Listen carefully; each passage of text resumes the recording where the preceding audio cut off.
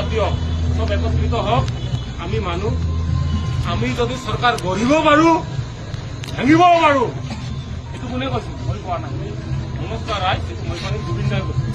আমি এতিয়া এক খবৰ হ'ল, এক খবৰ হ'ল জাতি ভেদেৰি চৰকাৰ। আমি আকৌ নতুন চৰকাৰ কৰিম।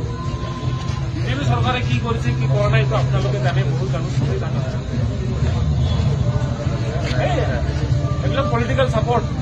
পুলিচে এইটোৱে ক'ব, সঁচা কথা ক'লে পুলিচে এইটোৱে ক'ব। বেছিকে মই যদি কওঁ, মোক ঘুৰুলা ঘুৰুৰ প্ৰহাৰ কৰি এতিয়া জেলত লৈ যাম, বন্দুকেদি কোবাব আৰু যদি বেছিকে কওঁ। জুবিন দা এনেকুৱা মানুহ আছিল।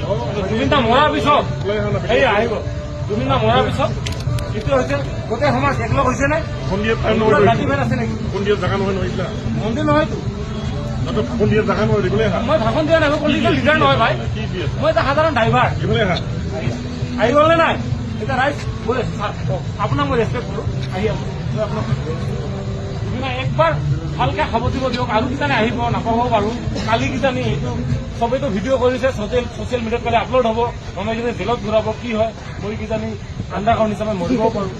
যেনেকৈ আলফাৰ দিনত হৈছিল, নজনোৱাকে কোনোবা মানুহ মাৰি পেলাইছে। হ'ব, এক ছেকেণ্ড ছাৰ, একবাৰ ভালকে এটা সাৱটি ল'ব দিয়ক জুবিন দাক। তাৰপিছত যি কৰে পাৰিলে মানক যি কৰে জয় জুবিন দা। সদায় আপোনাৰ আদৰ্শ, আপোনাৰ কথা আমি মানি চলিম। মোৰ দৰে যদি আমাৰ নিচিনা নিয়ম ডেকা ল'ৰাবিলাকে মানি চলে, বিৰাট ভাল।